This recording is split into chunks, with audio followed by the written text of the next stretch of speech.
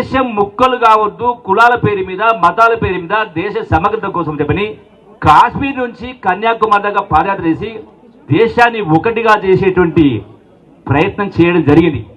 ఈ మధ్య కాలంలో రాహుల్ గాంధీ గారు సమాజంలో ఉన్నటువంటి కులాల దామాషా పద్ధతిలో ఉద్యోగాలైనా చదువులైనా వాళ్ళ హక్కు కులగణన చేపట్టాలని చెప్పని నినదించి ఇలా తెలంగాణ రాష్ట్రంలో ఏ విధంగా అయితే కులగణన చేయడం జరిగిందో అదే పద్ధతిలో ప్రధానమంత్రిని మోడీని హెచ్చరిస్తూ దమ్ము ధైర్యం ఉంటే భారతదేశం మొత్తంలో కూడా ఈ కులగణన చేపట్టి బీసీలైన అన్ని కులాల వాళ్ళు కూడా వాళ్ళ జనాభా నిష్పత్తి ప్రకారం వాళ్లకు రిజర్వేషన్ హక్కు కల్పించాలని నినదించడం జరిగింది.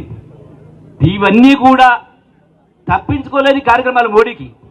అందుకనే ఈ కుటుంబం యొక్క ప్రతిష్టను దిగజార్చితే ఈడీలో సిబిఐలో పెట్టి భయపెడతారంటే ప్రాణత్యాగం చేసిన వాళ్ళు, యావత్ ఆస్తిని దారాదత్తం చేసిన వాళ్ళు, సంవత్సరాల కొద్ది జైల్లో ఉన్నవాళ్ళు ఇవాళ గాంధీ కుటుంబాన్ని మీ తరం అవుతుందా వాళ్ళ ప్రతిష్ట మార్చడానికి, పరిస్థితి దిగడానికి? మోడీ ఇటువంటి 100 మోడీలు వచ్చినా, మోడీ ధ్వజం వచ్చినా ఈ రోజున మీరు ఏమీ చేయలేరు అనేది సుస్పష్టం.